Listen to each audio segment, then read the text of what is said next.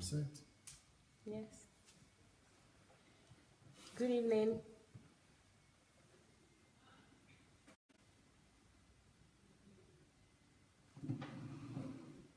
Hello, hello, hello.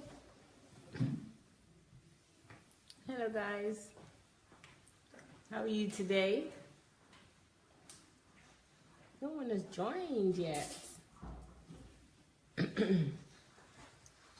Hello, good evening. Hello, Alayemi, good evening. You're the first person today. Thank you for joining. As you're coming in, please don't forget to start sharing immediately, and also start inviting your friends and family on Facebook to join you for today's program. We are having Kingdom Fruits. It's been a little while since we had the last one, so it's a real pleasure to start again, or should I say to continue. And today we're having Kingdom Fruit with OLUWATOPE. You've seen his name on the title, so if you want to check him out, you can do that after the program. So I would like to say welcome again and thank you for joining us. So guys, please do the honors of sharing this with others. So share, please. Hello Dupe, hello Joy, thank you for joining. Thank you, Selected Star. Thank you. And thanks for sharing.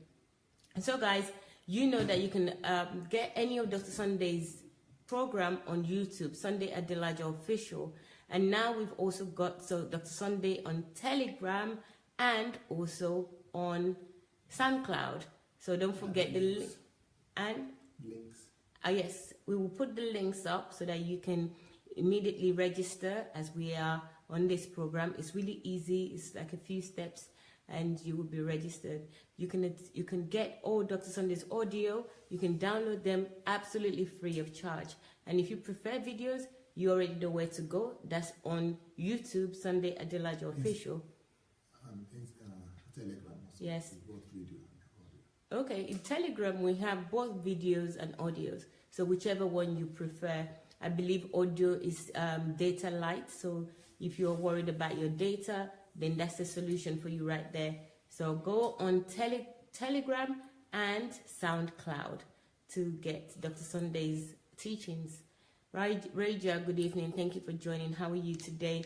Please, guys, share. It's really going to be an inspiring Kingdom Fruit as usual. So this is no exception. Invite as many people as possible. And please pay attention. You might find some inspiration to kickstart your own Kingdom Fruit as well. I surely have. Since this Kingdom Fruit started, I have really been encouraged. So I'm grateful for Kingdom Fruits and all the people in the past that we featured. I'm grateful to them because they really kickstart my own thoughts and inspired me to want to do something as well. So guys, go ahead and share this so as many more people can join us and be inspired. So we have OLUWATOPE ORIMOLOYE. He's already online, so if you want to congratulate him, please feel free to do so. Dr. Sunday is going to start reading his profile in a little bit now. Hello Raymond, hello Prosperous, good evening. Jonathan, how are you? Good evening. Thank you for joining. So guys, please again, share. If you go on YouTube, let me just give you a little YouTube tutorial just now. It's so short. All you need to do is type in Sunday Adelaja Official. Once you type that, you'll see a picture of Dr. Sunday wearing a blue jacket and a green suit and a green bow tie. Click on that, you will get to his channel homepage, and from there are a host of playlists and several playlists. Kingdom Fruit is also there. Everything over 2,000 audio videos, including audios as well, are available on YouTube. Sunday Adelaja Official. Please check it out. You know, Trisaya told us a few days when she was describing the YouTube page, you will find topics on everything in life, you know, in relationship, children, careers, finance, everything. So please check YouTube out, Sunday Adelaja Official. Thank you very much for watching. Please invite as many people as possible. Benga, good evening. Thank you for joining. I'm going to turn the camera in a few seconds so Dr. Sunday can get started. So without further ado, again guys, Thank you for sharing. Please share if you haven't shared. And don't forget to invite people. You know, I always tell you this. I love it when I get invitation that says so is inviting me to watch something. I really feel good when people do that. So make somebody else feel good now. And actually, it's not just making them feel good. You would actually be helping them, because I am sure that they will be inspired by what they see on this program. So let's go. Thank you. Hello, everybody. Welcome again to another episode of Kingdom Fruit. Kingdom Fruit is about demonstrating what the church is supposed to be doing with believers. That the church is not supposed to be keeping people in the pews as slaves and the pastor becoming the slave master. No, the church is supposed to be equipping people, empowering people, and releasing people to the world to do the work of the ministry. But unfortunately, what we have today is an abuse of the church. So even though we don't have a church here on the platform, on DSA platform, but we are using as much as time or little opportunity that we have to raise up people and showcase to the world, and you thereby telling the whole world that this is the way church is supposed to be done. So we are using our little platform here, even though I've never met most of these people one-on-one, but even just by following me and listening to my messages, this is to prove that people's lives are changing and they have been cultivated or developed into who the person that heaven is waiting for them to become. And that is the example that we are going to show you today. It's very intriguing for me to read the story of OLUWATOPE here. OLUWATOPE SEUN, ORIMOLOYE. You know, I'm going to do it in a little bit different way because I like the way he has written out his story, and I'm going to be commenting a lot about what I'll be reading out for you. So OLUWATOPE said, "My name is OLUWATOPE ORIMOLOYE. I'm 30 years old." So he turned 30 the same month as me, only a few days before. He was born on the 10th of May, 2017. He said he was born in a Christian family, raised up to love prayer, fasting, and going to church. I had my first degree in agriculture from Onabanjo University in Ogun State. That's my state. So Onabanjo is actually from my village. So he's a man that I knew when I was very young, from my young age. So that's interesting to me I'm sure that this is not from my state, I'm sure, because ORIMOLOYE cannot be from Ijebu. It could be from my state, but not from Ijebu. I think this is from Ondo State or something, from his name. Just being a Nigerian, Ondo or Yo or something like that, but not Ogun State. But this university he went to is definitely from my village university. Olabisi Onabanjo is just the next village to my village. It's Nagoiwoye, and it's not far from my village there. So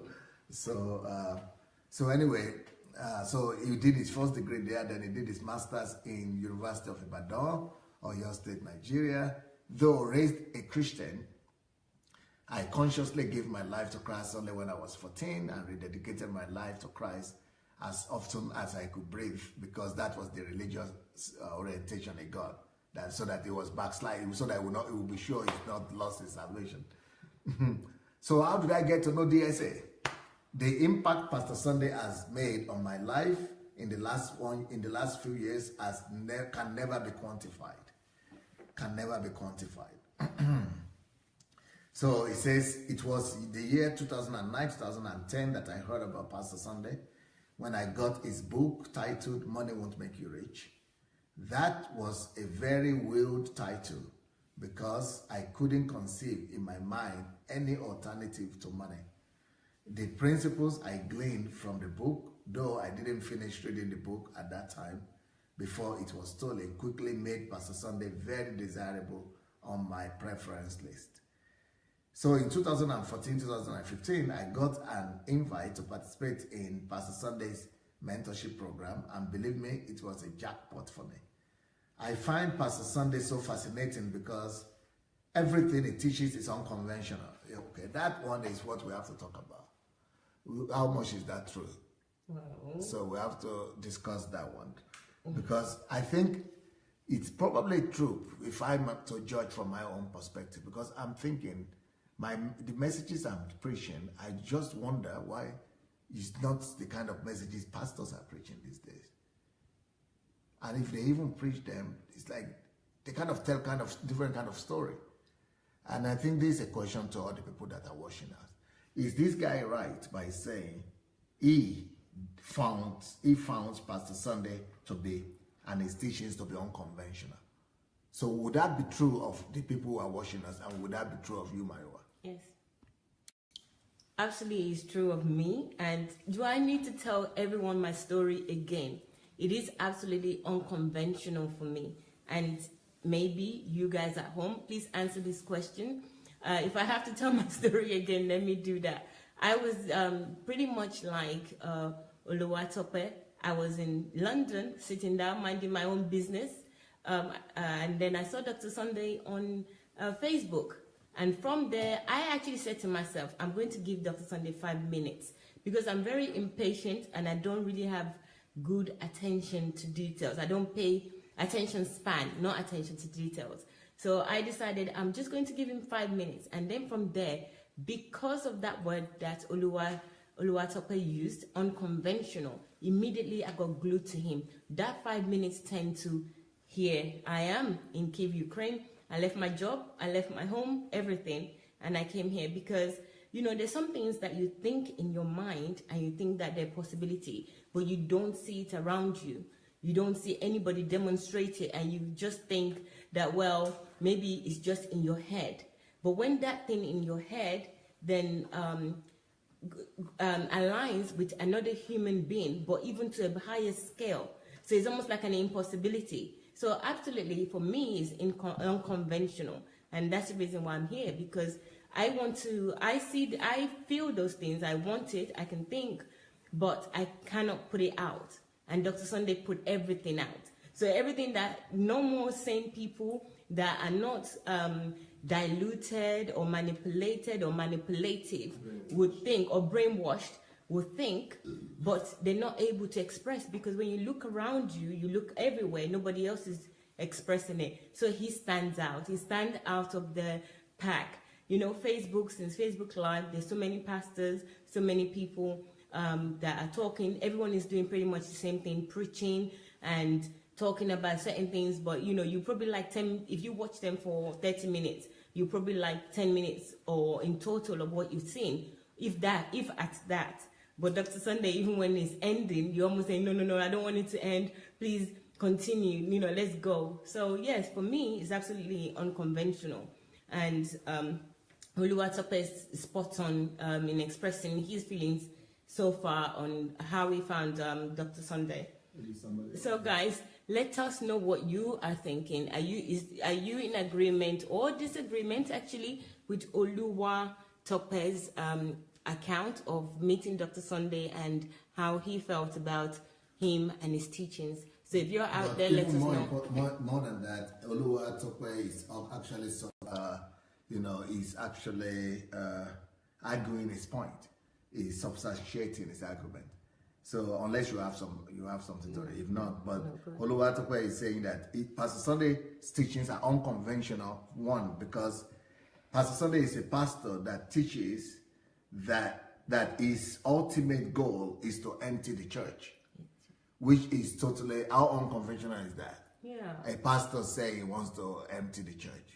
What do you have to say on that? That's actually unheard of. And you know, a lot of things as well is unheard of that you do, even when you talk about the tithes and offering and all the things. But let's stick to what OLUWATOPE said, which is emptying his church.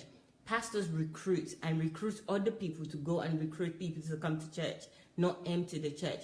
That concept of emptying the church is like the devil's side of things to most pastors. And, you know, we all know that the first and foremost thing as a Christian, to demonstrate that you're a Christian, is to go to church, not that a church should be empty. And pastors want to gather. Yes, and there's still people out here now, they're struggling with that. And even pastors themselves that comes to Dr. Sunday, that knows Dr. Sunday, They know Dr. Sunday's teaching, but because they're pastors, they cannot fathom the ideology or anything in their head to say don't come to church. I remember when I mentioned to people stop going to church, it was an uproar, because I felt like that was a way for me to empty all the things that I have learned, to relearn, to redevelop myself. And when I tell people just do it for a few months, they're just so afraid. It's almost like an antichrist behavior. Yeah, but when I say each time that I teach that I want to empty the church, I'm not saying people should just go to church and sit down at home and doing their own thing, or sit down at home and just be submissive to your flesh or fleshly desire. That's not what I mean.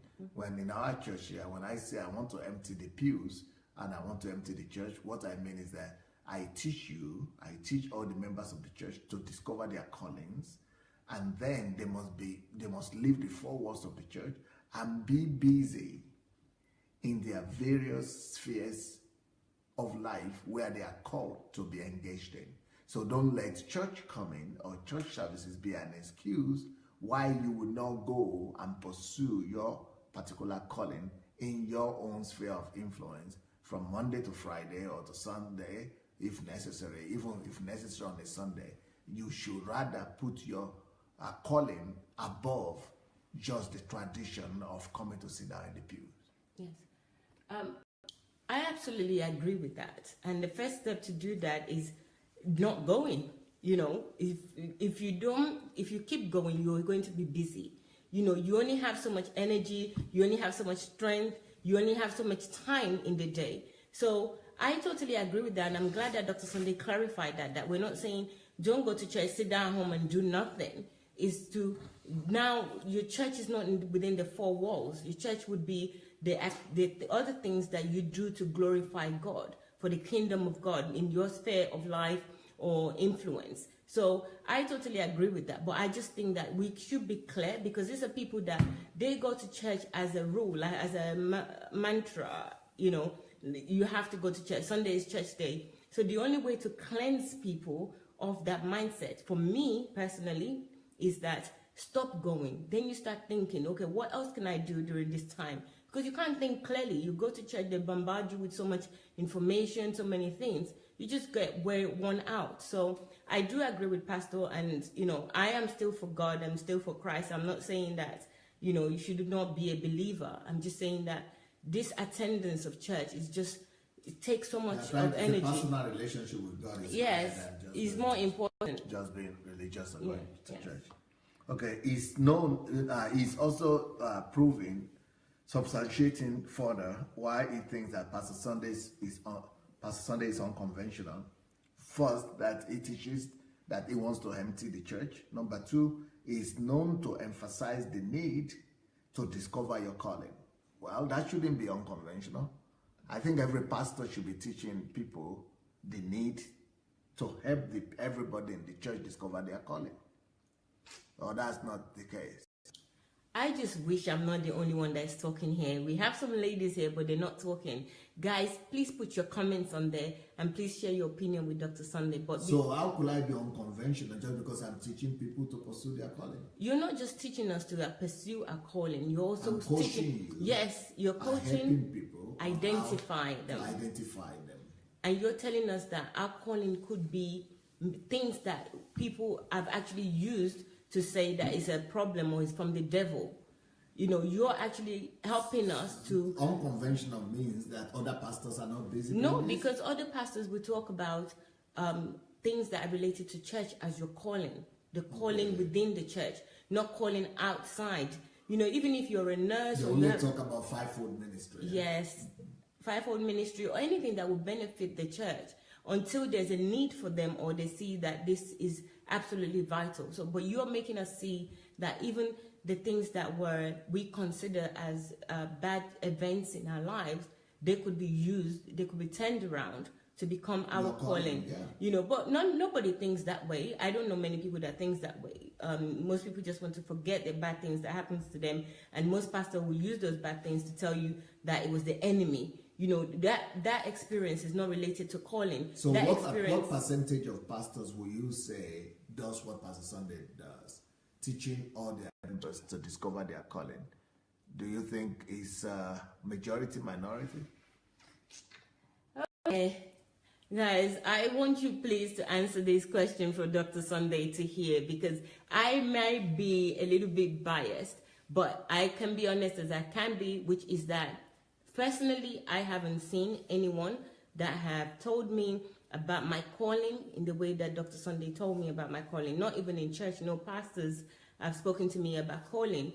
And everything that I've heard has always been, do this for the church, do this, and attend church all the time. My calling wasn't, it's about the church. Yes, it wasn't about my calling either. They might say, if I talk the way that I talk and maybe the way that I express myself, the closest they said to me that, oh, you're going to be an evangelist or you're going to be married to a pastor.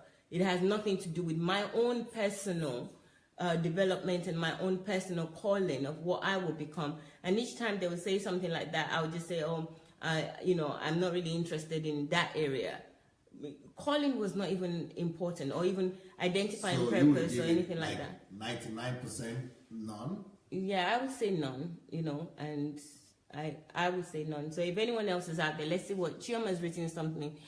From the day, Chioma wrote that, from the day I was born till now, I had been living a lie until I met DSA. So what does that mean? What does she mean? Chioma, Dr. Sunday is just asking that, what do you mean by that? But maybe I can just say that if you don't know yourself, nobody's told you about your purpose or your calling, that's just living a life still, that's a plain living a life. You don't know. Chioma says, no pastor has ever taught on calling. So, no, ever taught on. David said, broad is the way to hell, narrow is the way to heaven. Matthew 7:13. Okay, thank you, David. Then we have Omonike says, DSA, I agree with you, sir, that we should pursue our purpose. That was, thank you, Omonike. Paul says, very true, sir. Chioma says, Pastor Sunday is the only man that has told us the truth about life. Everything I ever felt about church, life, and even marriage, is the only person that has told us the truth about how to live on this planet. Yeah, I could say that too. So here it says, it's not to emphasize the need to discover your calling. So I don't think there's anything unusual or special about that. But that's what I do, and as a pastor, I think every pastor should be doing that, helping every member of the church to discover his or her calling.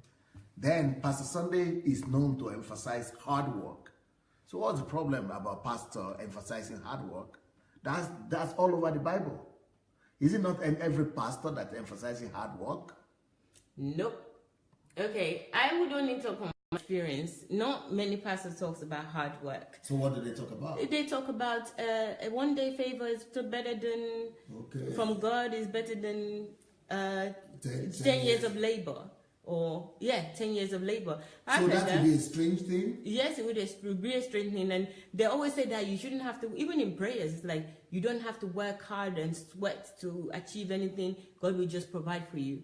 So I personally think working too hard. So the church is totally messed up then. Yes.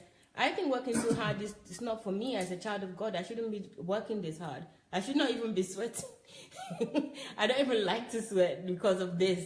Like, it means that God is not on my side. Lie and deception. Yeah, obviously now I know better. Well, OLUWATOPE is also saying that another thing that makes Pastor Sunday unconventional is that Pastor Sunday teaches a lot about self-education, even telling you that you need 10,000 hours and above to dedicate to your passion to attain greatness in it. So what could be unusual that I'm teaching about self-education?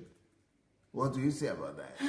Pastors don't teach about education, you want to say? Okay, in fairness to pastors, right, these are the blind leading the blind. So I'm just saying this, they don't know, because I've had a good person, but he doesn't know. So I can't always say that. Or maybe they just read Christian books. Yeah, they haven't they broadened. talk about self-education in the sense of just reading Bible or Christian books. No, they don't talk about self-education like that at all. It's not even something that is they understand. It's not a vocabulary. In my church setting, it's not a vocabulary. Yes, there are times that they do things like maybe there's a new person that got a business and they get that business to come and talk to people about it, what they could do to improve themselves. But it's in the church setting and introducing that person. But to talk to you, that's not. No, it's not. I'm just trying to give them a slack here.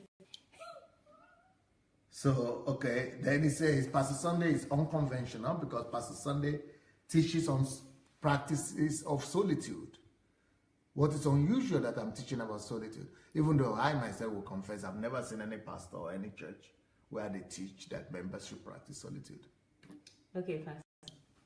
All right, for me, I have never practiced solitude. The only person that... teaching about churches. No, the only person I had solitude from is you.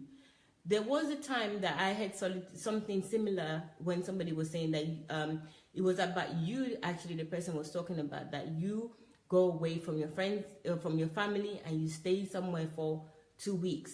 But it was not explained to me. It was just, you know, you constantly teach us solitude and speak about solitude, to talk about relationship with God, getting in touch with God, focusing on God, and then using that time to build and create something. When you come out of it, you create. No, I haven't had that. And even now, it's very hard for me to do and, you know, put it into context. So for me. Pastors and churches don't practice this? No, churches don't practice it. I think there are things that we do, such as, you know, every year you go to a prayer, like Prayer Mountain or somewhere, with everyone goes away together. But that's usually, it seems like a holiday. You bring children, you bring all sorts of, like a retreat. I mean, that's not solitude, because we all come together still and do exactly what we would have done at home in the church. We do it in just... Or like a picnic. Yes, but 3 nights. Okay, we go for. another thing this guy is saying here, OLUWATOPE says, what makes Pastor Sunday unconventional?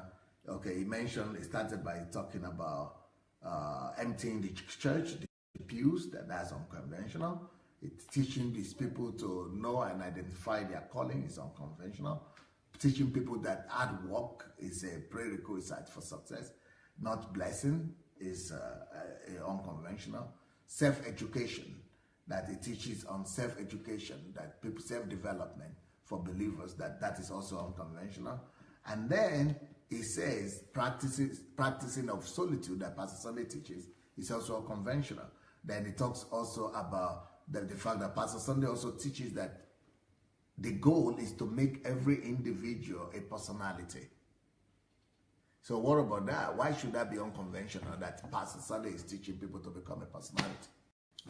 Okay, the only personality in the church is the pastor.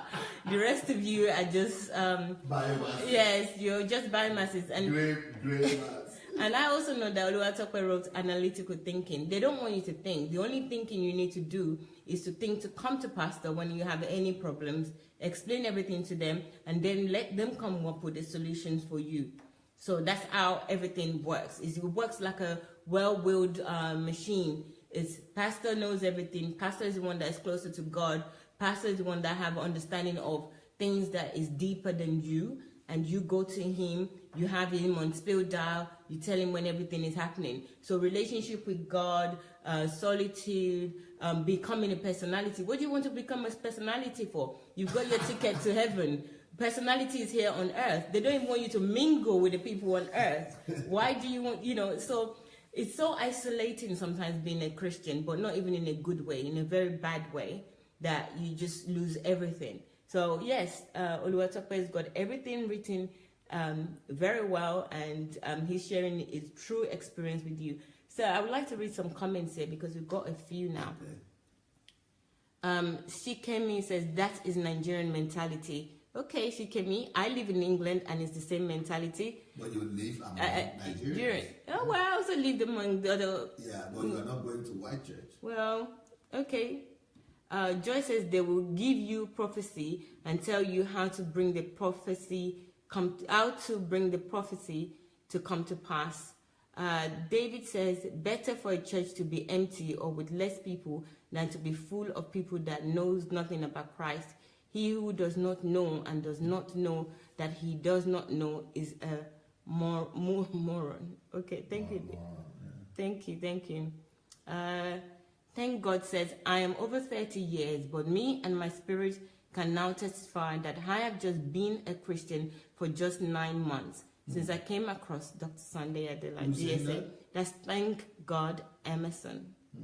Onyi says DSA's teachings focuses 100% on intimate relationship with God, deep communion with God, and discovering your purpose from God directly. Thank you very much. Hold on. Monica says, no pastor ever teach people to pursue their purpose. I believe DSA is just a man that is really sent sent to us truly by God. Thank you very much, Monica. Mr. Blake says, I am an active church worker.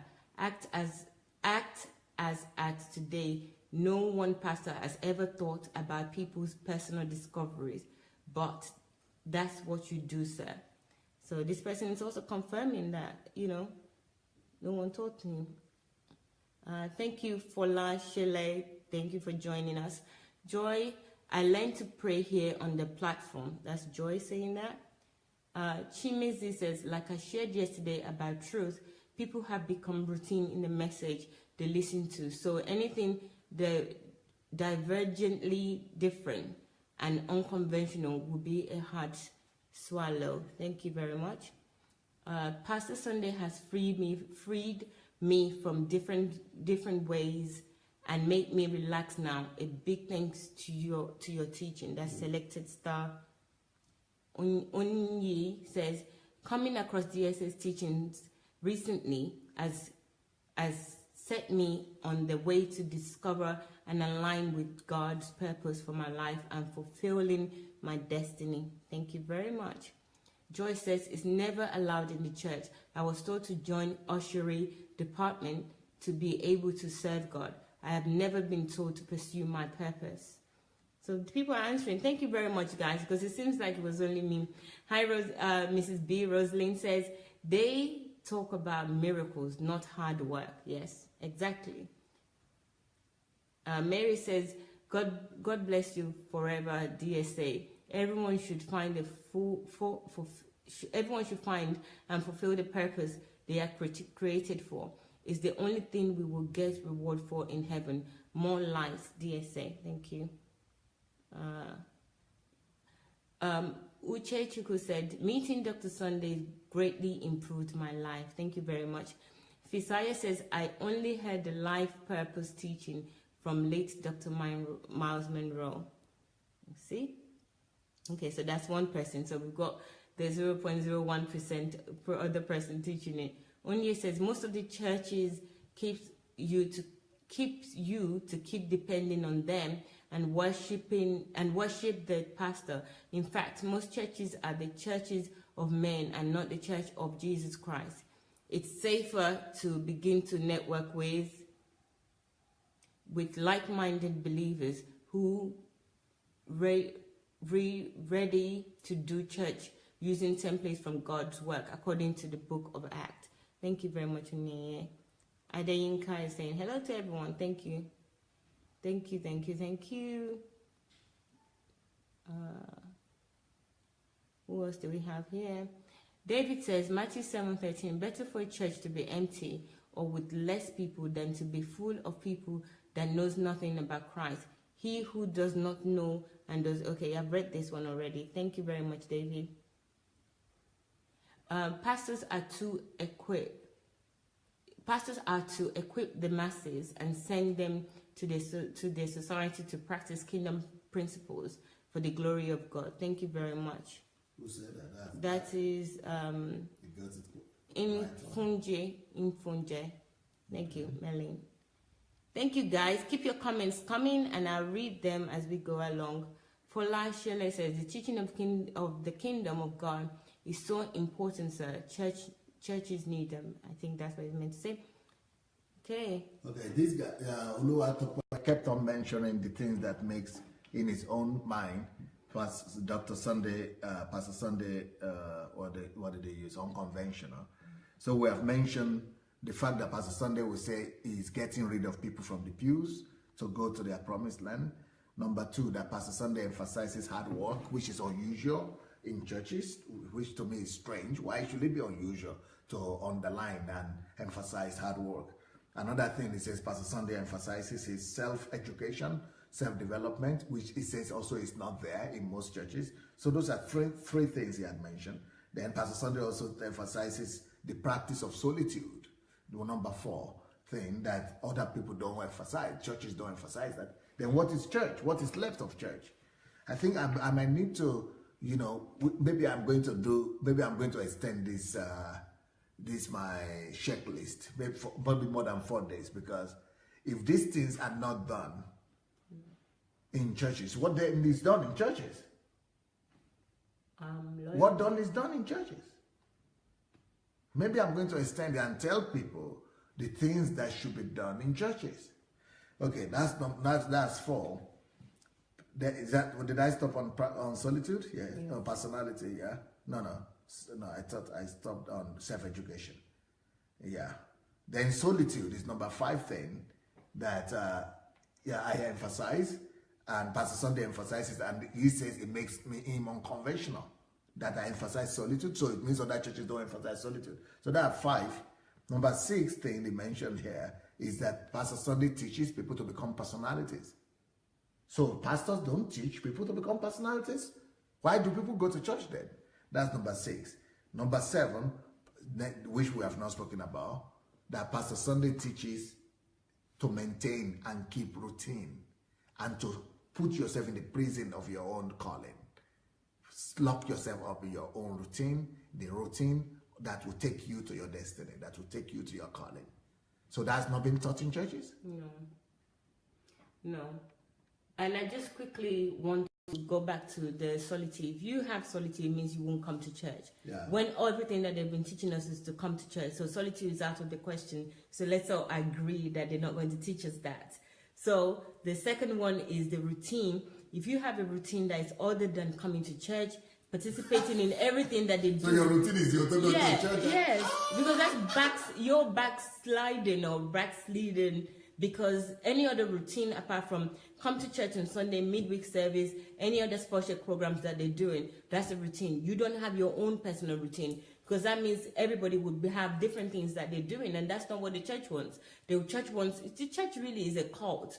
Because, you know, we now control your life. Yes, it's a cult to control your life, but in a very subtle way. And they mention the church the way it is now, not the way it should be, right? It's a cult the way it is now. Yes, but the church I recognize.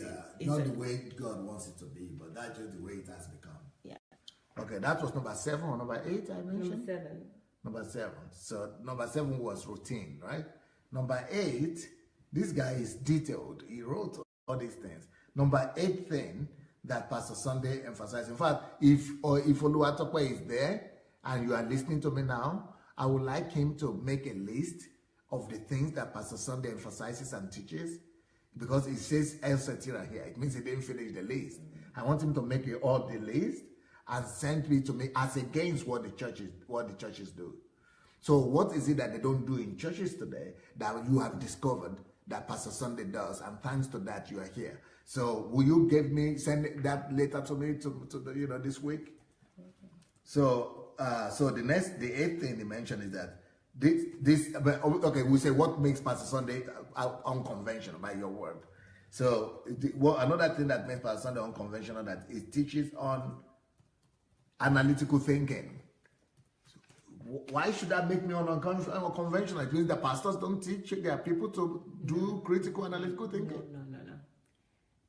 Everything that happens to you and every thinking that you have to be from the Holy Spirit. Analytical thinking is you being in your own mind as far as they taught us. And, obviously, if also they teach us about analytical thinking, it means that we're going to question them. And many of us don't question them. And they don't even allow or give opportunity for you to question them. So analytical thinking is definitely out of the question. It's actually something that you shouldn't do as a Christian. It's not accepted. No, it's not acceptable at all. Okay. The next thing it says that makes Pastor Sunday unconventional, that Pastor Sunday, teaches analytical thinking. Why most pastors don't do that? Then Pastor Sunday teaches to love your enemies. This to me really sounds very strange. How could we be a Christian organization, churches, and you say, I'm teaching to love your enemies? That is strange. How could that possibly be strange? If I'm teaching to love your enemies, why should that be strange? Tell me something. Is that not what is written in the Bible? That's what Jesus taught. Why should that be strange now? Okay, right. There's teaching and there's saying. For me, I have heard them say, love your enemies. They read it out in the Bible. But the action, what makes it strange is your action. The action and the emphasis that you say. Where? Okay, in church they say love your enemy, but we're praying my enemy must die, die, die, die. So when you preach and talk in the Bible, like read out the Bible, they will talk about love your enemy, but the actions that they produce, that we all produce, would be the opposite of loving our enemies. Okay, maybe that's why OLUWATOPE is in here. Pastor Sunday actually teaches to love your enemies and pray for them. He added that aspect, pray for them. No. So that is strange in churches? Yes. So what does the church do? Then, how can you have a church where you don't pray for your enemies and you don't love them? And you still say you have a church. You don't have a church then. Whatever you people had was not a church, I'm sorry. Then the next thing it says makes Pastor Sunday strange or unconventional is that Pastor Sunday teaches to embrace the absolutism of truth. What makes that strange? Jesus spoke about the truth. It's the foundation of Christianity. What you mean? People don't teach about absolutism of the truth? Nope, we don't, and I haven't heard anything like that until recently, when you start teaching about truth and even teaching about the steps of truth. And the only thing that is truth is what the pastor says and how he interprets things. That's the only thing that is true. I even remember when we have like real issues in the church where they're talking, the pastor end up being the one that concludes everything, and whatever he says, even if everybody has a point, is the truth. Nothing else is the truth, and we don't really verify it or find out. Everything is linked now. You know, the analytical thinking is linked to the truth as well. Everything has to be absolute. It has to be universal. No, it's not. That's why we have so many denominations of church, because they all teach different things. I have friends that go to a different church and they have a different perspective on Christianity and on God. So that shows you already that most Christians or most churches, they don't practice these things. We just do what we are told. Let me read a few more comments before we move on. Let me mention the last one. Okay. The last one they mentioned here is that Pastor Sunday also teaches about restraint, exercising restraint. It seems that kind of seems strange to him, a topic that is unknown in churches. Is that the same to you? Yes, it is the same to me, but you know, there's a difference. I've been taught restraint, but it's only sexual restraint that I've been taught. So if you're single, don't have sex. And no, he's talking about restraint in general. Yes, exactly. The general one, no, I haven't been taught that. Everything has to be, just don't think. I mean, all these things, again, I'm just going to say that they're linked. So I'm just kind of now realigning myself to God and getting to know God. Everything that OLUWATOPE has written is absolutely true. So I just want to hear what other people are saying, because I just don't want to keep saying they don't. OLUWATOPE himself has written, "All right, sir, I'm privileged to belong to a living church, though, with sound pastors. Only that there's something everyone doesn't do well enough. It's all, if at all, it's done." So he's saying that they don't do it well, or they don't do it at all. Alia says prayer. Okay. Alias, we're praying for you. Tabby says, prayer against the spirit working against you in the enemy, or pray against. We should pray for spirit behind the person, not against the person. Okay.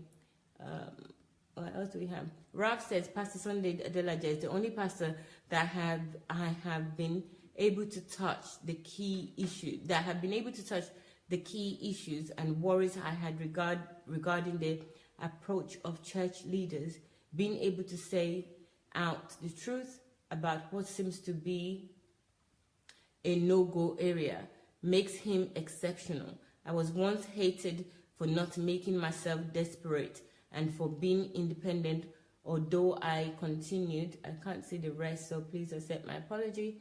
Oriyomi says, prayers points are bullets to kill your enemy. So prayer points are bullets to kill your enemy.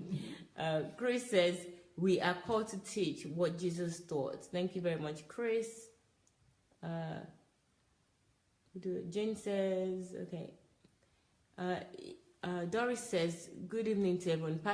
Please, Pastor, I want you to talk on mission school. Okay. Doris, I think that's another topic. Sikhem says that they really enjoy controlling members. Onyi says the church here are business empires in the name of God PLC. Absolutely. Onyi says, no, the only personalities in the church are the pastors and their family members, which is true. That's my opinion too.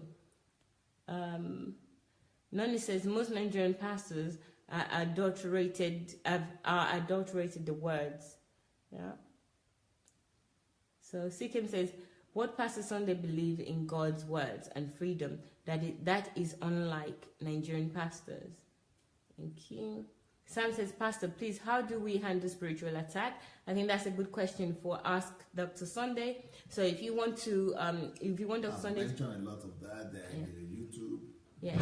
You know, about Satan and things, but I'm still going to do a whole series on that in the upper week. Okay. Sam, I don't know if you can hear Dr. Sunday, but I'll just repeat it to you now. Dr. Sunday said that he's thought a lot about it. I can confirm, so go to Sunday Adelaide Official. It's on YouTube.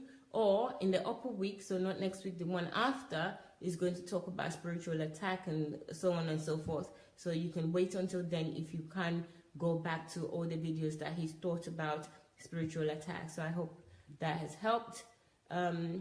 We also have Fola Shele said, the teaching of the kingdom of God is so important to us. Church needs it. Hello from Canada.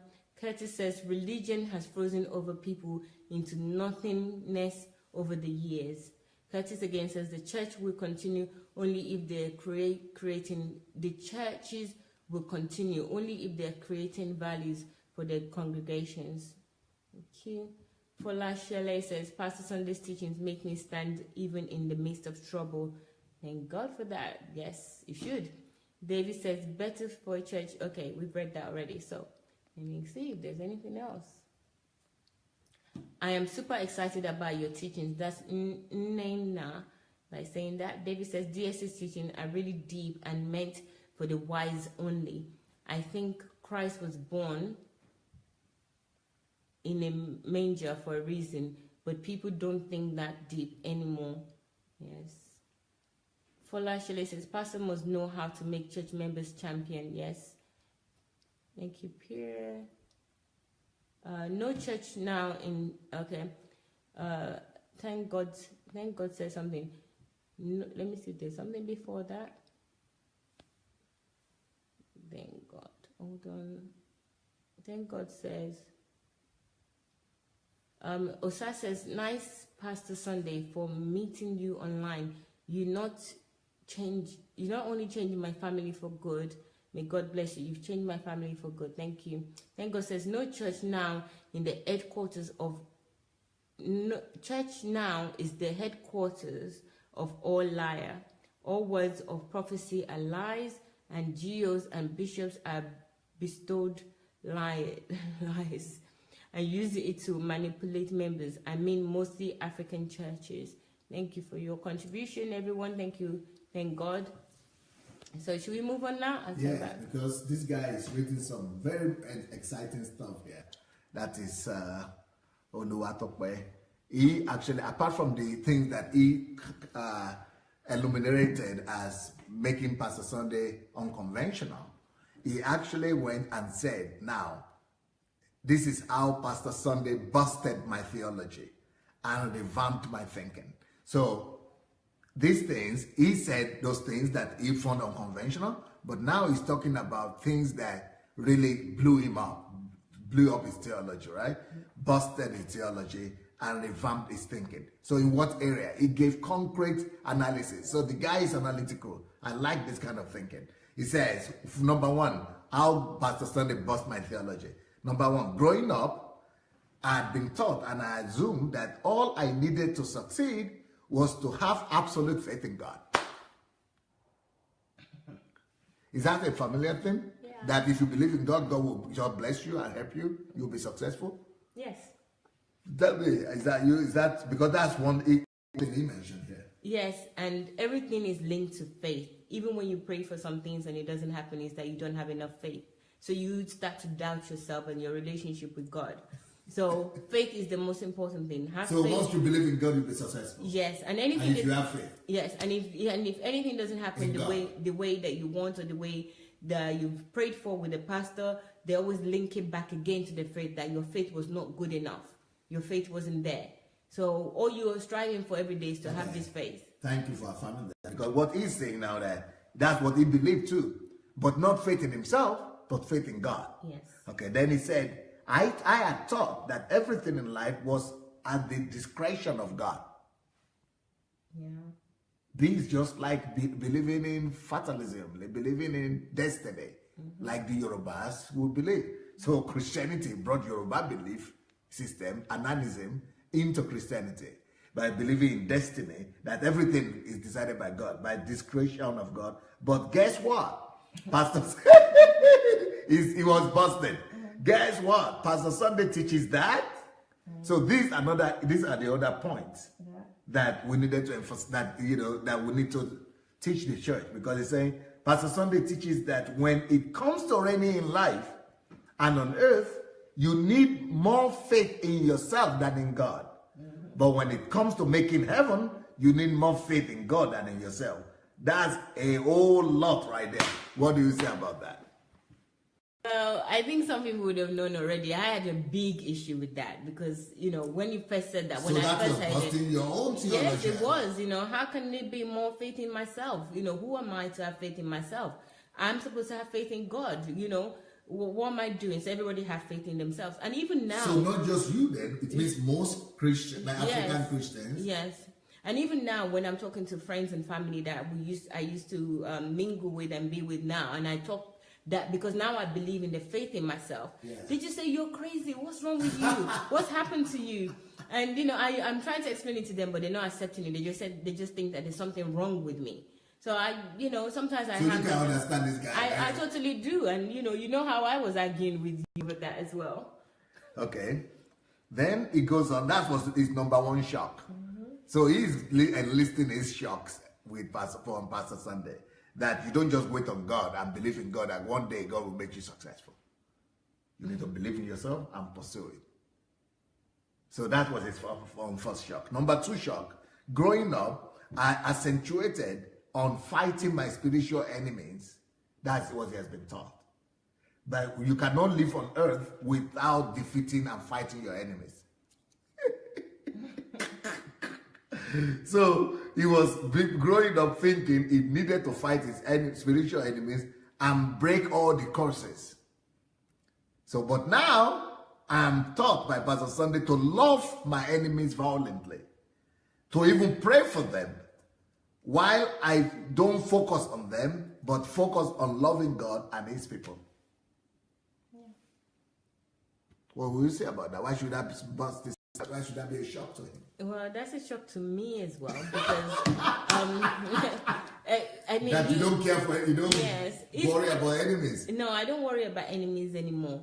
But the worst thing is that we're cursing enemies that we don't even know on things that we don't even know about that is happening to us. That's what we're made to believe. And those enemies are also have friends and family and people that we know. So you're just creating you not to trust anybody other than trust your pastor and trust your church and trust yourself. I've even been in a church where the pastor is saying that even if it's my mother that is doing something, she should die. So you don't really know. Everybody is an enemy as far as you're concerned. Anybody that is in opposition to what you want, even if it's a friend that is trying to advise you that something that you're doing is wrong, that's an enemy. So it just creates such a very negative mind and a very hard feeling on people. So yes, that's true from my experience. Can I read? Yeah, please. Osai saying nice teachings. Theophilus is saying great, thank you. Oriyomi says that bursted my theology too. We that have, is OLUWATOPE himself? Oriyomi also said he also busted hers. Truth Hurts, Pastor Sunday, that's from far. What? Truth Hurts. The Truth Hurts. Okay. Okay, thank you. Sam says, thank you, DSA. Okay. Chimezi says, sorry, can you address the issue of a pastor being called and the wife being associated pastor or number two? Who's called the pastor or the wife? That's a different it's a different matter, but yeah, we can do that on Saturday and ask Dr. Sunday. So you can put your question. You can go to sundayadeladeblog.com and ask. You can put your questions there, and Dr. Sunday will be able to answer it. Church must teach because Jesus teach. Okay, thank you. All right, I think I've read those ones. So let's go back. Okay. Yeah. So that was his number. Was that his number two? Yes. Yeah, number two thing that bust his theology was that we have to love your enemies and pray for them. Number three, the disclosure by Pastor Sunday that keeping just 5 priorities of life was what was needed. Just 5 priorities, and don't bother yourself about critics because they are not part of your life focus. You don't focus on them. You don't bother about them because they are not in your number 5. In your 5 items. He said this is transforming and transformational because I had never heard it taught that way before in my life. That just focus on your life priorities, not more than 5 stuff, and just live your life and don't bother about anything else. What do you think about that? Actually, that again, that's one of the things that I find a bit. I think I've got to tell this guy to make a bigger list. Yes. Not just of these things. Yeah. So OLUWATOPE, if you are there, make a bigger list. I need 2 lists from you now. The list of the uniqueness of Pastor Sunday or unconventional, and then what busts theology of a normal Christian like your theology and all that. Yes, I find that very, very challenging to keep 5 things and focus on it. I mean, the 5 alone, you have to. It doesn't have to be 5, it could be 2. It could be 2, it could be 1, and that one alone. I think that you need to identify your purpose, identify who you are, and all that first. But what really shocked me the most is just don't focus on anything else. Yeah. Just focus on that. Yeah. Forget about enemies. Forget about anything. I mean, I forget about enemies. I have to be reborn to forget about enemies because everything that I've been told is about enemies. Enemies, be careful with this, be careful with that. Yes. So my purpose and what I'm here for on earth is not at the forefront of my mind. Even if I drop a glass sometimes, then I used to think, oh, the enemies have come again. Even though it's my clumsiness, even if I don't know, even if I try to catch a bus, it's like, oh, lose money. Yes. Even if I woke up tired, something has happened. So yes, focusing on just what you have to do, your purpose and your life, forget about enemies. That really struck me. But for me, it was freedom. It was liberation. So I can't complain about it. I'm grateful to even hear this in my life. Another thing that OLUWATOPE said, bust his theology, was that listening to Pastor Sunday about wealth creation. He said, I had listened over the years to so many preachers who were always teaching about wealth in terms of the coming wealth transfer. That all the pastors that he had listened to were always talking about waiting for money to be transferred to them. So how God was going to give us the riches of the Gentiles and put us in houses we didn't build. Yeah. Can you believe it? I never heard that one before. That I heard about wealth transfer, but I didn't know that houses you didn't build to. I have made confessions to claim these buildings for the past 15 years, he says. He says, he had even anointed, he said, I had anointed my head daily for the past decade, trying to get the wealth to be transferred to me. Look what foolishness people do in Africa. Yeah. He said, I was anticipating the transfer, really. The guy believed it. The guy believed it. My God. He said, I even rushed to sell off my new laptop at a point for a peanut. I sold his laptop for a peanut so that he could sow a dangerous seed, a sacrificial offering. into a ministry during their 30th anniversary. When a prominent preacher announced that he would anoint people who would give sacrificially in those days for the anointing to come, so that they will have lifetime breakthrough. But when I met Pastor Sunday was teaching on the contrary, that you have to work hard for anything you want to get in life, that it is diligence that brings wealth that makes wealth come your way, not supernatural wealth transfer, and that it is excellence that marks you out in the marketplace. So, do you understand what he's talking about? Yes, I do understand that, and I think this is one of the things that make Christians very lazy. You know, you don't have to work for anything. The wealth of the Gentiles will come to you. So why would you have to work? You show me the person it came to. Yes. One example. Well, it's actually what the pastor, and that's the reason why a lot of Nigerians, they go to churches that they're wealthy and many people are there, or at least the pastor is wealthy, because you want to go and tap into their anointing and their grace and whatever they have. I mean, he's explaining really well there, where he's saying that he went to sell his laptop. What can be a resource for him to make his own wealth? So rather sell that one so that he doesn't have to work, tap into this other ministries' anointing or their wealth and get the money faster. Why do you have to be working? Why do you have to sweat? You don't need to sweat. So that's what your thoughts. That's what we all thought. And you know, we're all waiting. I mean, I worked. Crazy stuff. And this is the reason why people don't even save. Why do I need to save? When I can work and maintain my day-to-day life, but when I go to church and do all the activities, then I can tap into this grace, and the wealth and everything of the Gentiles will come to me. Are you serious? Yes, it's all planned out. Crazy theology. Paganistic church. Paganism church, not Christian church for sure. Another thing he said, boss, his theology is this. He said, I serve in a church working hard to ensure that I get people to attend our services. Okay. He's working hard to evangelize people and bring them to church. I even bother terribly, I get worried when someone fails to show up because he had promised to come to church with me. Because I thought church attendance was the ultimate. So if I could get people to come to church, I'm made. Then if I don't get them to come to church, I'm distressed. But alas, listening to Pastor Sunday, I discovered that the church is only a tool to achieving kingdom purposes. And that kingdom is all about kingdom, not about church. And that the church is not an end in itself. He thought if I could just get people to come to church, I've served God.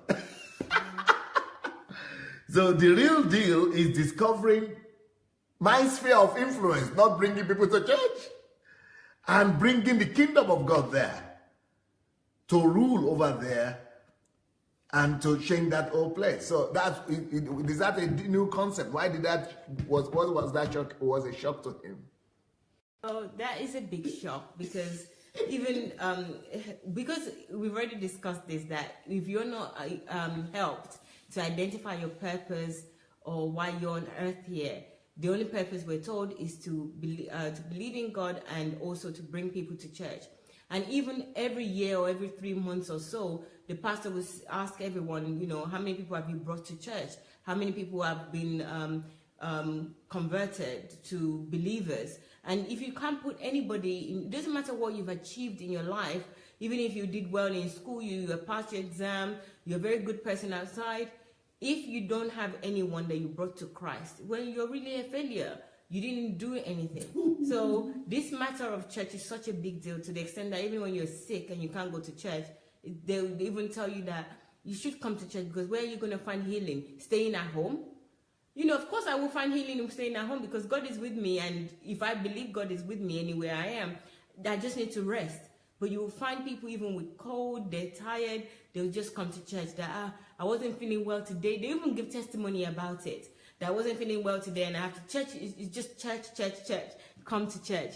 And after a while, you just feel disappointed in yourself if you can't get other people to church. Well, that's what he says.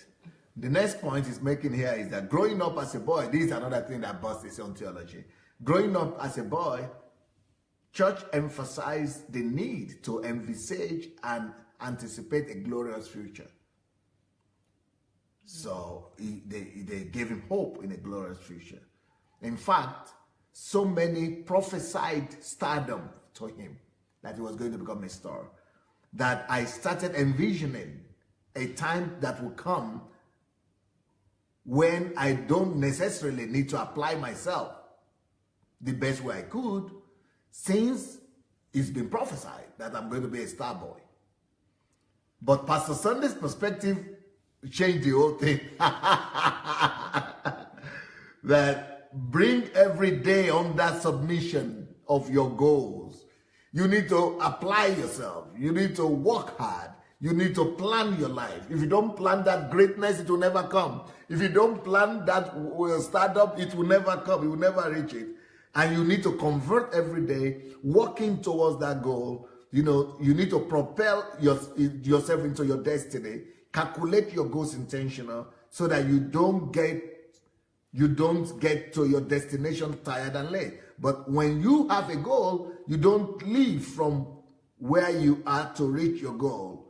You live in the reality of your goal and in the future, not just sit down and expecting in the present, sitting down and expecting some future some glorious future. And you don't just sit down and expect that God will make you a star or a blessing or prosperous or blessed, by you just believing it.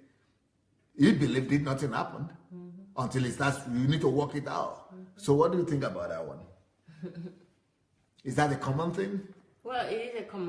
It's very common, and setting goals. That they are prophesied to him. Yes, you just say they prophesy and don't tell you what to do in order for you to achieve it. Taking your actions, no process, no actions needed from you. This is what's going to happen, and they say that boldly. And the other thing is the guarantee? The guarantee is that you believe in God and you're diligent in God is the guarantee, right? Yes, and you're attending church. And if it's a prophecy, is what is going to happen. Either you work for it or you don't work for it, you will get it. So why work for it? That's it. But they never got it. Yeah. Many people never got it. They got the prophecy, but that's it. He never got to be star anywhere until he started working hard for it. Now he's becoming a star after he started getting here now. So then the last one it says is that the last shock that I got from Pastor Sunday is at the terms like biomass, entropy. They have been redefined beyond science to me now. Because entropy to me now means the natural weakness that comes to you when you are distant from your source. While biomass means to me now that I'm nobody, not a personality. What do you think about those two terms? Well, let's start with biomass. I mean, even I use biomass on myself now, because when I identify things that I'm doing that biomass behavior, I say, Maya, you're biomass stuff. And you never knew that? No, even in science, I just think it's to do with animals. Yeah, it's got nothing to do with humans. Don't even put humans into this. So I mean, it's truly been redefined. And entropy, I don't use at all, because it's not really in my vocabulary. I know what it means, but it's not in my vocabulary as a child of God, So everything is just by this deception that you deceive yourself. As a child of God, you're told that, you can do all things. You have a living God to manipulate everything for you, to make your will and things come true. But you wait and wait and wait, it doesn't happen. And while you're waiting, entropy is happening to you without you even knowing. And by the time you realize that you're like 100 years old. So this is really a painful thing to even realize. Wow. And I'm just grateful that those two words as well, they were yes, they're really good. He's a really smart guy, this OLUWATOPE. He's thinking about my teachings, really. He's really living it. Then another question that we have here for him is, what are the challenges you face following Pastor Sunday? And he said, number one challenge that I faced following Pastor Sunday is that I live in Nigeria, and I spend more time on data subscription than I spend on food. He now spends more time to buy the information data, to listen, for internet, listening to Pastor Sunday, than he spends on food. So this guy is behaved like the Bible says. Sell everything you have and buy that field. How I wish everybody could do this. Just that when you find the kingdom, sell everything you have and buy the kingdom. What do you say about this? Seriously, I think OLUWATOPE is one of the smartest people that I know. No, there are many people who have done that. People like Paul Oriade, he does the same thing. Yes, true. Yeah, Kayode, Olukayode. Yes. Many people do. Many people in Nigeria. Chioma, all the people in Nigeria and Africa do that. But you know, he described it as one of the only challenges that he has. So I think that it's so imbibed in your teaching that other challenges that he has is not even challenges anymore. This just the data and expenses. Yeah. And what makes it very intriguing for me is that spend more money on it than on food. You know, because I'm a foodie and I also like going out to eat. No, you are not a foodie. No, I'm not a foodie. Your brain would change you in that sense. Yes. So, absolutely, you know, just not eating, you know, it's not even just about the food. I know what food means to a lot of people. People use food to console themselves. People use food for many reasons. It's a stimulant and all sorts of things. But identifying that I'd rather not eat than just have this information, I think is really a powerful statement. I'm really impressed with that. You know, because we do all these things unconsciously. I said, oh, am I not going to eat? If I don't eat, I won't have energy to even listen. You make all sorts of excuses for yourself. But this saying that maybe, you know, my only challenge is that I spend more on data than I do on food and, you know, go with that food. That's excellent. I think everyone actually should learn from this because, you know, I wouldn't even think of something as an option for me. Thank you very much.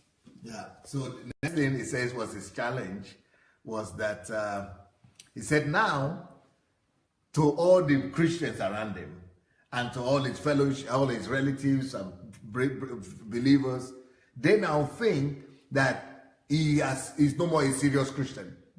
His Christian life has become oversimplified because he's not doing all the religious stuff that he was supposed to be chasing after the demons.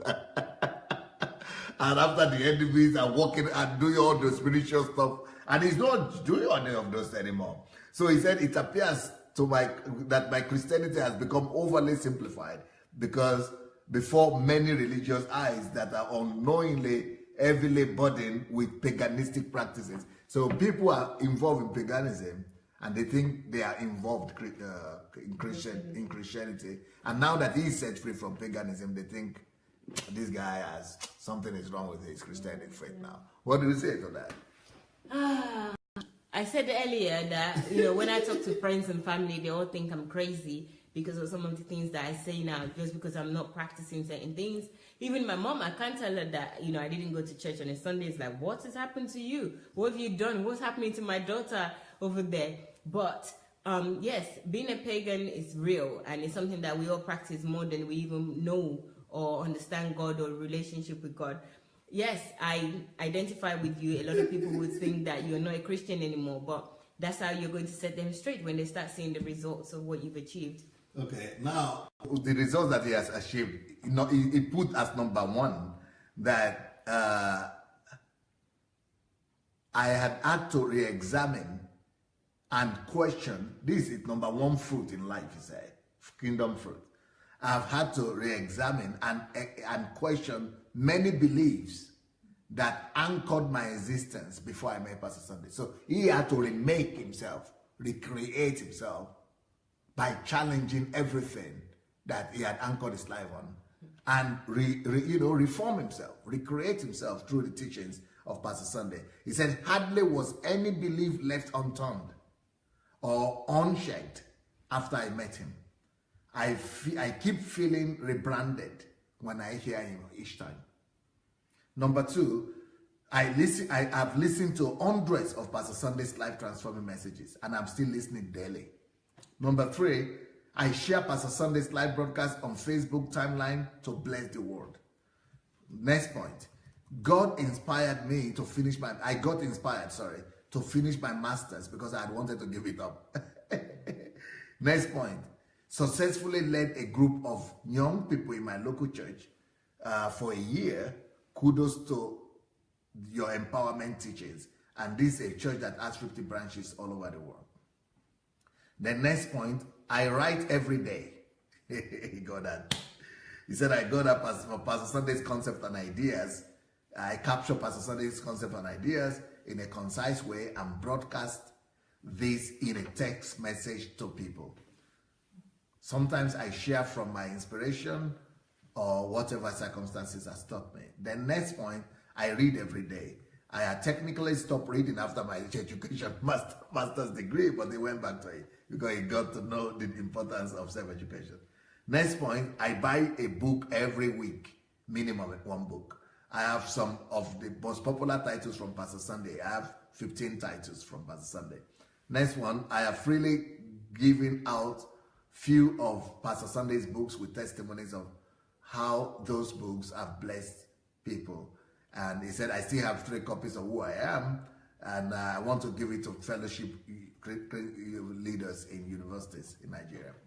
Next point, I once assisted Mrs. Shioma in selling books, and I'm still willing to help her further. Next point, I now own about 1,000 books already, and I encourage people to come and read for free, even though I've not read everything he said. I intend to slam these teachings on the world. I have decided to practice intense solitude and conversion from time to time in the coming years to become an ambassador or a missionary of this priceless truth. I will run with this message. Amen. Next point, I was privileged to edit and proofread one of Pastor Sunday's books, although I got lost while editing it because I couldn't submit it on time. I got lost, involved in the principles. I got captivated. The next point, personally, I personally visited a suburb in Lagos where I was a blessing to more than 50 less privileged people, partly because I was influenced by Pastor Sunday's teaching that asserts that you cannot love God without loving people. Yeah.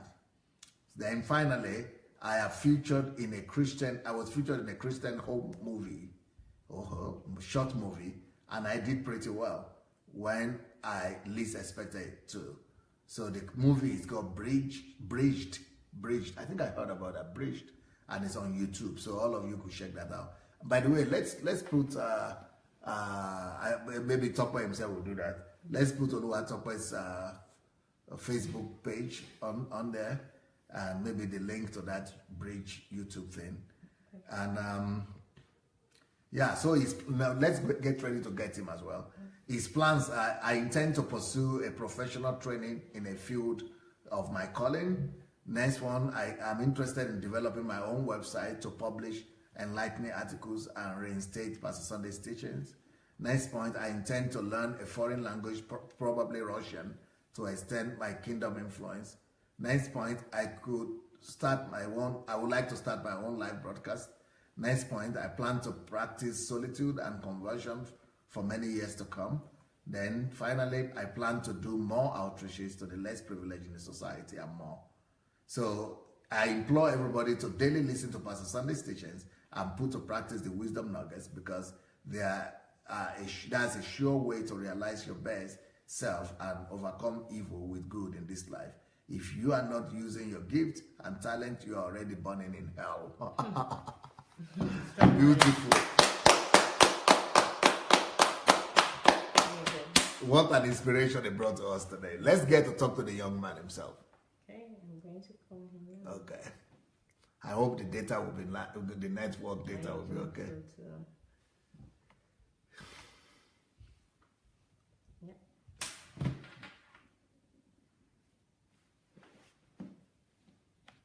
Hello?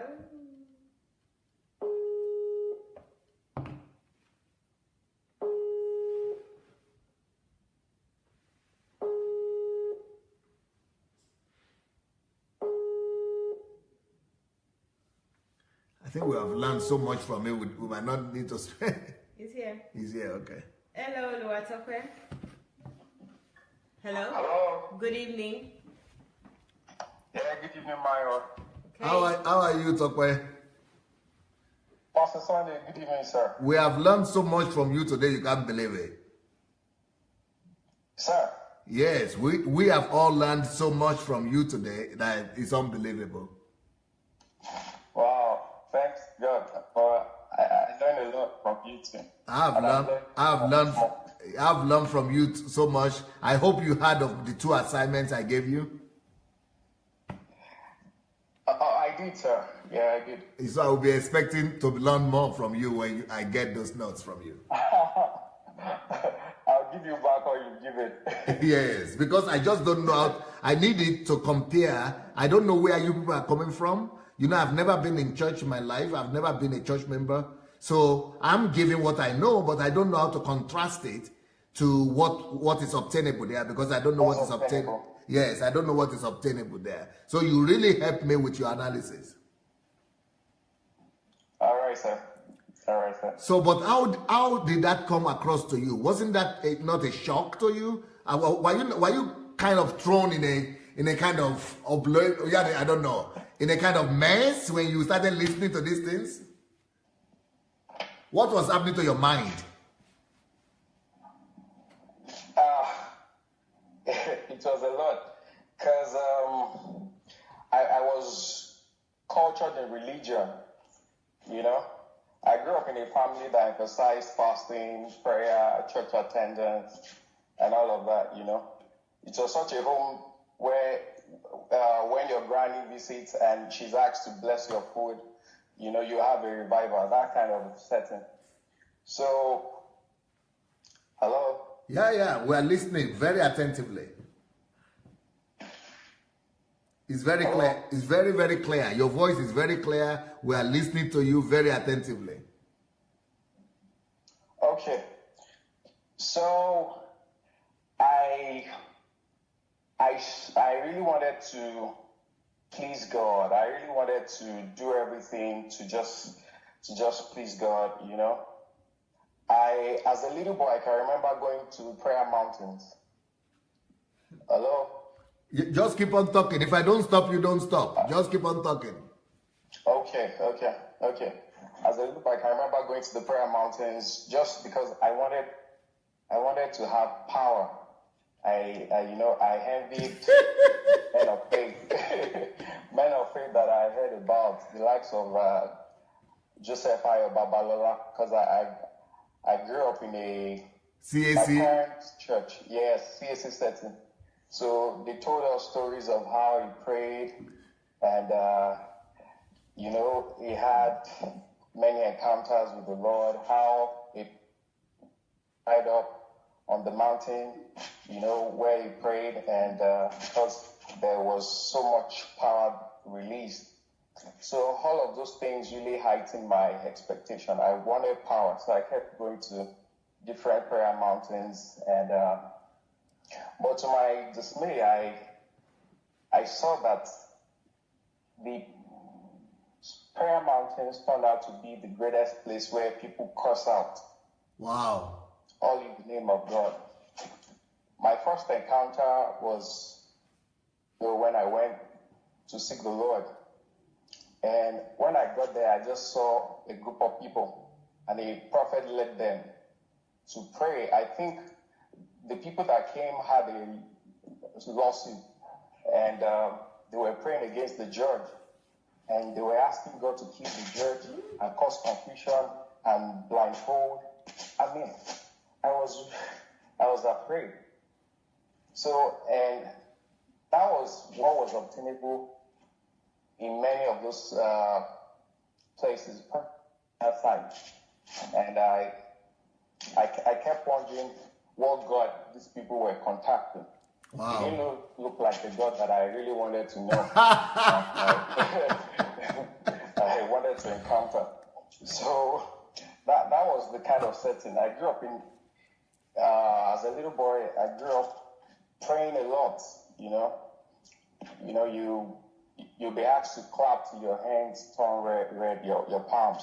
You have to be more vigorous. I mean, you have to shake your head vigorous.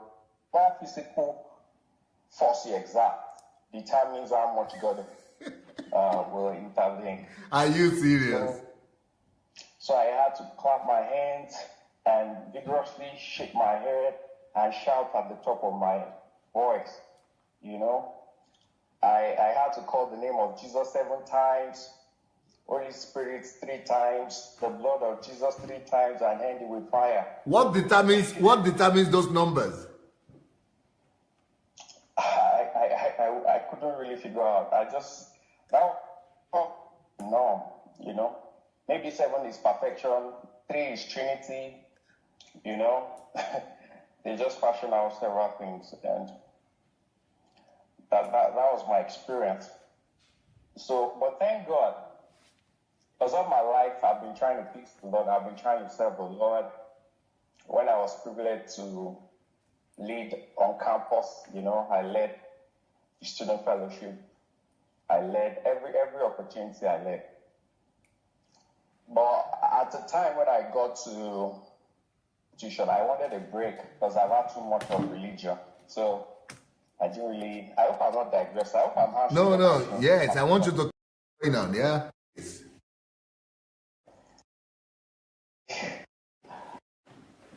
I wanted a break because I've had too much of church, too much of prayer. So when I got to campus, I just wanted a break.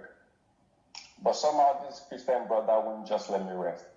Every time when I'm on the basketball court, he comes to invite me for fellowship and all of that. And it was such a thing in my ass. Sorry I said that. Yeah. Okay. So hello? Yeah, go ahead. All right. So I had an encounter with the Lord. You know, I was baptized in the Holy Ghost and I started speaking in tongues. You know, and that was a very great turning point in my life. And I witnessed to people. That doesn't mean I was highly infallible. You know, but I relied on the strength and the grace of God. So, continued to grow. And I became very meticulous. I wanted to know the truth. So at every opportunity, I had to compare to see what looks like the truth and what falsehood was. So I was privileged to come into a church for the first time in my life that has a mission statement that states that they bring people into membership in God's house.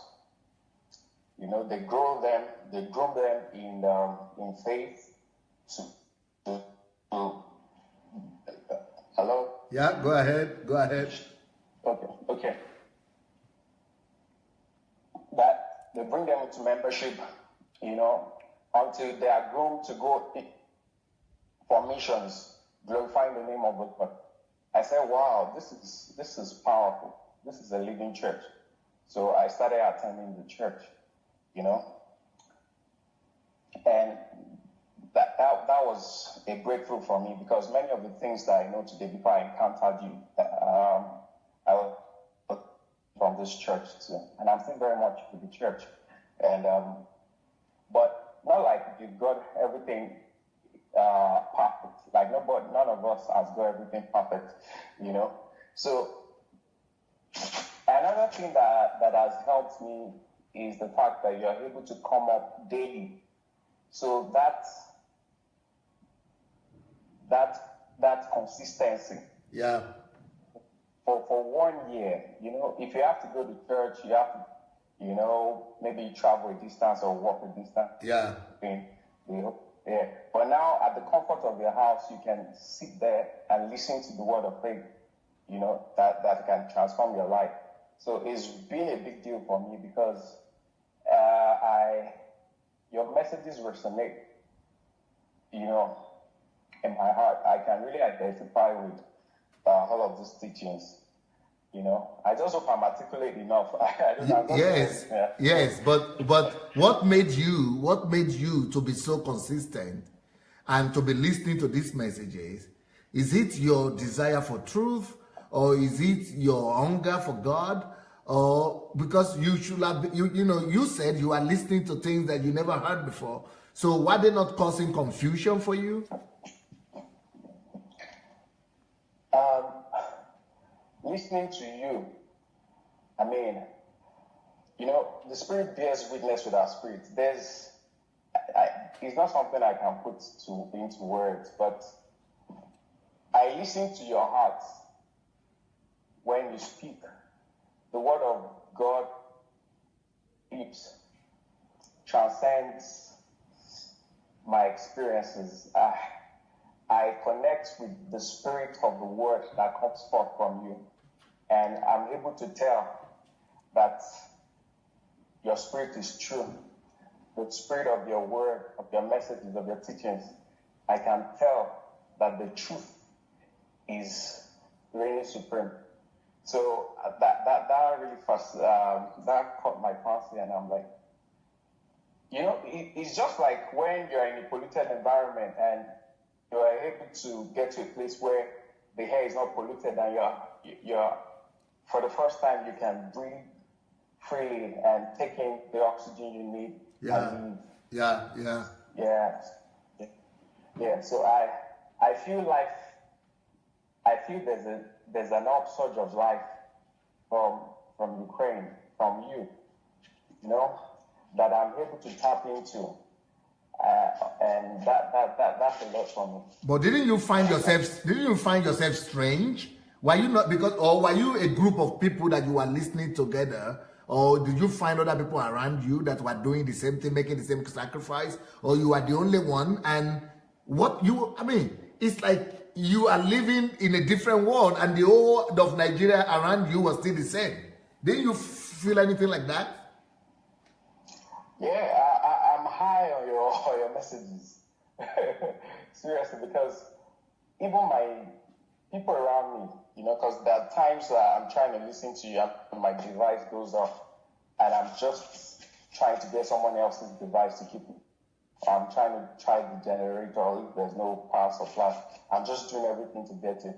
So that alone has, giving people a perception that this guy is high or something.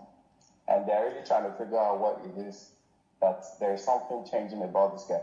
And I've become very uncomfortable going to some churches. For instance, a neighbor invited me to a church. And when I got to the church, the guy opened to the book of Psalms 136. And he read that for his mercies endure forever. He that killed Pharaoh, he that killed, he was just... So he said, God's mercy, God in his mercy will kill your enemies. And, he was able to get his congregation to start killing enemies and fighting everybody and all of that. So my spirit was against that kind of assembly. And I was the only one that wasn't praying. I was, honestly, to my dismay, I was laughing. I sat down and I started laughing. Yeah, because of the ignorance. Hello? Yes, because, it's very funny at the ignorance. Yes, and people believe things so much. That's the problem, People are engrossed in darkness. And they don't know it. And that is a big deal. So when you are doing all these things, because I just wonder what is happening to people who are looking at you, looking for generator, looking for a device, looking for data, not doing what everybody is doing. Don't you see, what you are doing, but other people, don't they think that you are mad?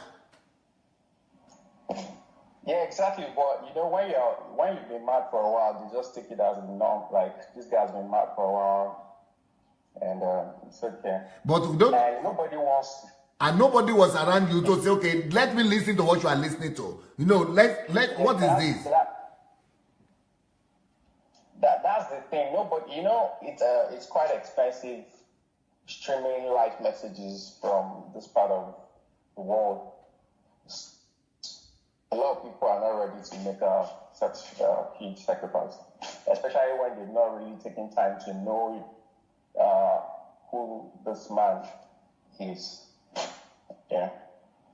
So how do your friends look at you now? What do they call you?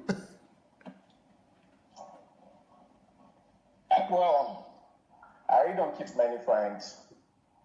I practice solitude. But the few friends that know me, they follow you. Yeah, they get to maybe not live broadcast, but they can always go back to it, because I tell people, you know. Is it a good is it a good thing now that we started doing this audio MP3 with cloud sound or SoundCloud and the Telegram? Are the links there? We want to we'll put the links now so that anybody who lives in Africa and cannot afford the large data subscription, we are going to give you the the Telegram MP3 link and the SoundCloud. So would that be better? Would that help? Yeah, that would be awesome. That would be awesome, sir. That would be awesome. That would be a huge blessing. And I heard that people could actually be putting this all over WhatsApp. That is easier to put on WhatsApp when it's audio than when it's video. Yeah, yes, that's correct. Because even for me, I started sharing your messages, and not exactly word for word sometimes, you know. But I try to. I've titled it "Twice Have I Heard," you know. At first, I was sending it to random people, but in the couple of days, in the past days, I've conscientiously sent it to 60 contacts on my phone, and I used WhatsApp. Is it WhatsApp application? Yeah, WhatsApp, and that's very useful. So a lot of things can be shared on WhatsApp a lot more better than any other social media platforms. And it's easier. Yes, go ahead. Yes, let me listen. So audio is easier then? Yes, audio is easier, but you know, there are a lot of illustrations you make too that is best one gets to watch. But, well, the audio, they can get a good percentage of the message, but the best is getting the video. But one can cut the video into pieces, into smaller pieces. I didn't hear that, sir. Is it possible to cut the videos into smaller pieces? Well, that's not my field. I'm not a technologist, but I believe that's possible. Okay. Look, yes. ORIMOLOYE. Are you familiar with Benga ORIMOLOYE in England? Someone asked me that before, sir. I don't know. I believe it's a big family, but I don't know Benga ORIMOLOYE. Wow. Okay. Somebody asked you that before. Wow. Yes. What state are you from? I'm from Ondo State. Yeah, he's from Ondo State too. Oh.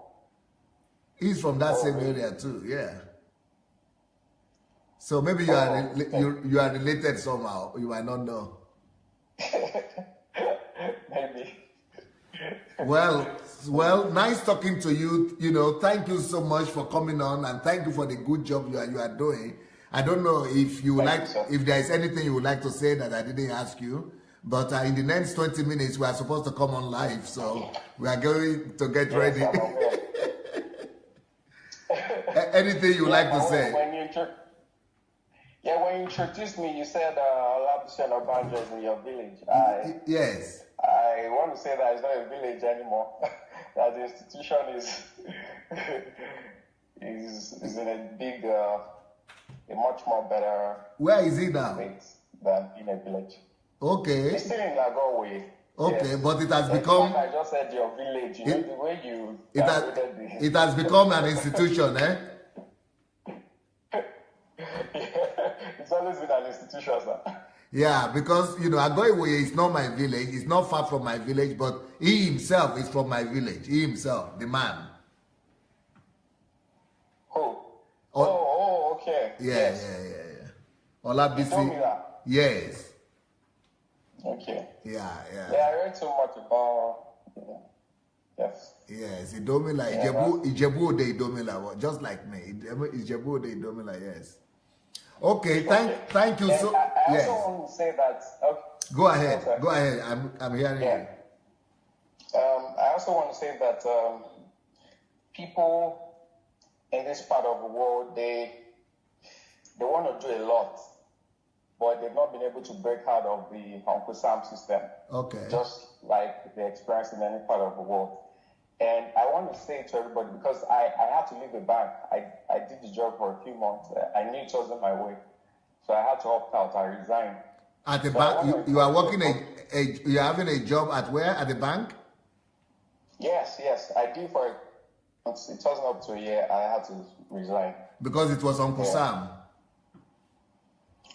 Hello? Because it was just an Uncle Sam slavery. Yes. Things I considered, so I left. And your teachings emphasize the need to practice solitude. Yes. And even if you have to get a little job to just get by, to finance your vision. I mean, just to keep alive so that you keep doing what God has called you to do. Yeah. So, but people despise little beginnings in this part of the world. They see your little beginning as a disgrace. Wow. Such that when you try to hustle or you try to do little things to get by, they look down on you, and but that's aside. People also bring up stories, that are not true, especially since the advent of the internet.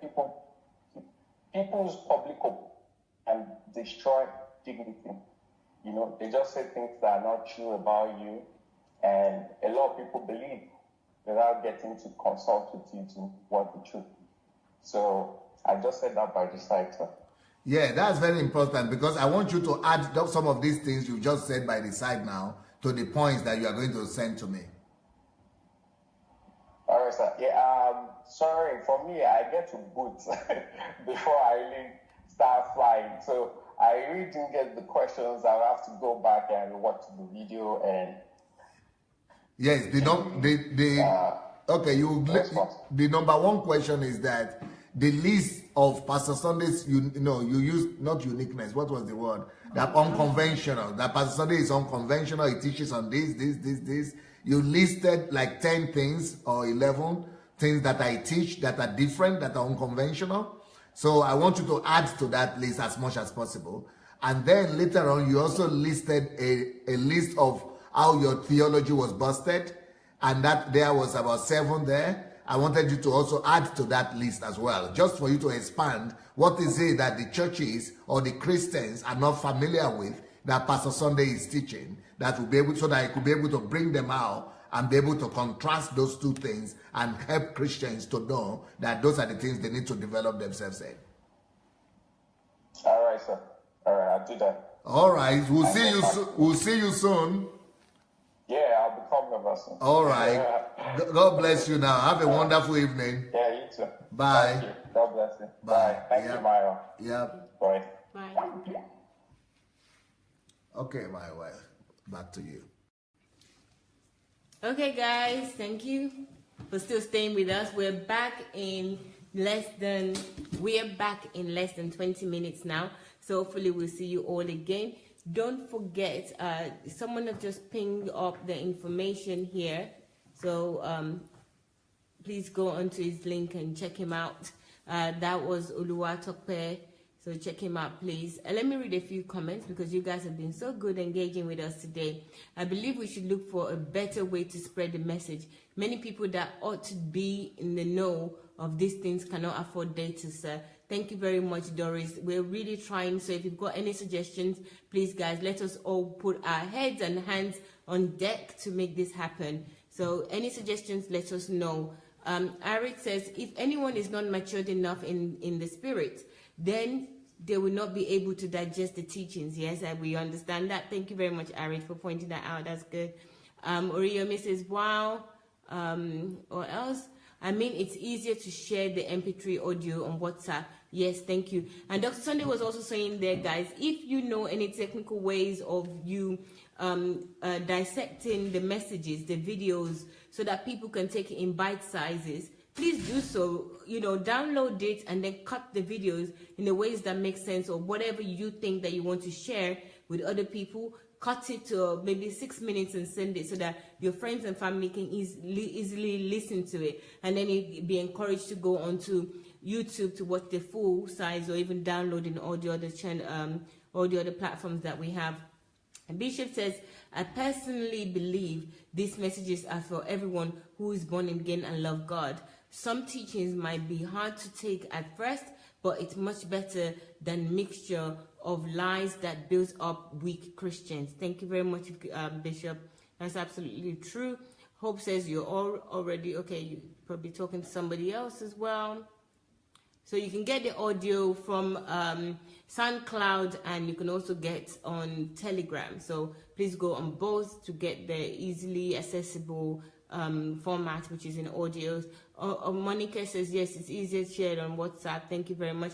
Uriyomi says, I'm not looking for church right now. I'm just saying to my children, because they're showing, I say children are showing concern. I had to tell them that I'm looking, not to confuse them. I understand, but they won't understand the truth. Let the truth be your guide, so you can tell them what's happening. I can't hear. Okay, sorry about that, Doris. You can watch this again; it will be clearer. Okay, meat for the mature. So I read this last one. Doris says, Pastor Sunday Adelage's message are not for babes, but matured in the Lord. And not all matured can comprehend the truth that you bring because of the so much self that has eaten into our Christian lives.